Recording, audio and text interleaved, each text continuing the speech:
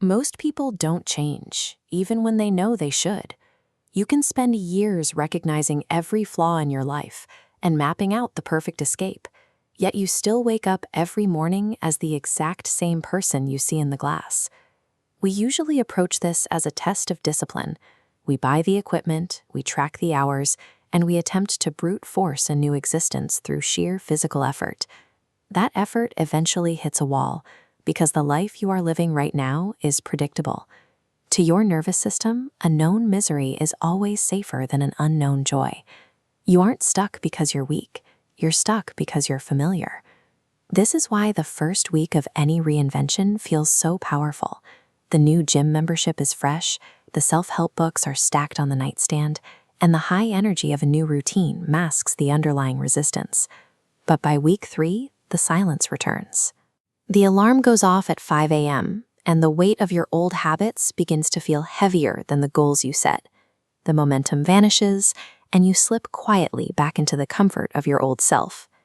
When millions of people fail at this exact same milestone, it suggests that the problem isn't a lack of willpower. It points to a deep internal friction that begins long before you even try to change your behavior.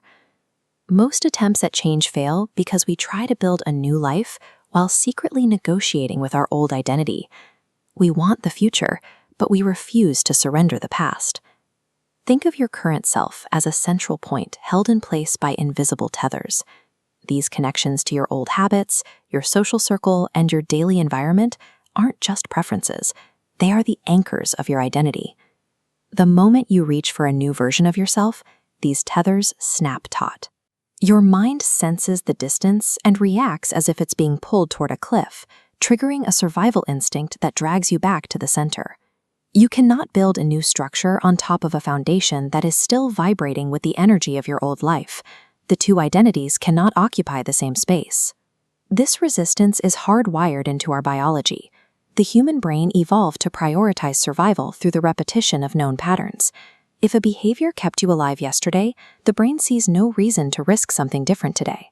Your amygdala treats a new high-protein diet or a difficult morning run with the same suspicion it treats a physical predator. It views any break from your routine as a disruption to a tested survival strategy. This biological alarm creates a physical urge to retreat. It's that heavy sinking feeling in your chest when things get difficult, the sudden exhaustion that appears only when it's time to do the work. It's why sitting down to tackle a career-changing project can feel so draining that you find yourself scrolling through a phone for 3 hours instead. The scrolling is unproductive, but your brain knows exactly what to expect from the screen. The comfort zone is essentially a survival mechanism. It keeps you safe, but it also keeps you small. Even if you manage to push past your own biology, the world around you acts as a secondary anchor. Every person in your life has a mental map of who you are, and they will constantly try to remind you of it. Your coworkers, friends, and family have built their own comfort around your old identity. When you start changing, it forces them to look at their own stagnation, and that creates a subtle social pressure for you to return to the status quo. The immediate sting of a friend's mockery or the awkwardness of a social rejection often carries more weight than the abstract promise of a better life 10 years from now. You eventually reach a peak tension point. Your environment is pulling you backward, and your internal biological alarm is screaming for you to stop. This is where most people collapse. The pressure from both sides becomes too much to bear, the motivation evaporates, and the old version of you wins. This failure is the natural result of trying to keep your old self alive while pretending to be someone new. Starting a change is easy. Sustaining it is impossible if you allow your environment to keep breathing life into the person you are trying to leave behind. There is a minority of people who actually break the cycle. They don't have more willpower than you. They simply have a different understanding of what the price of entry really is. They recognize that true reinvention isn't a celebration. It is a process of mourning.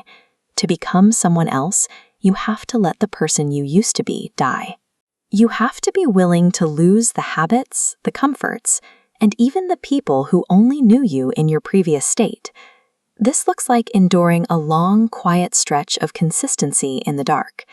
It means working when no one is watching and when the results haven't shown up yet, entirely devoid of external validation.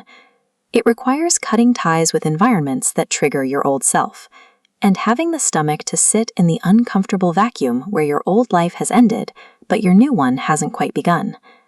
Growth demands a willingness to be a stranger to your own past. It is the cold, quiet decision to keep walking even after the person you used to be has disappeared from the rearview mirror. If you're ready to let that person go, subscribe and leave a comment below.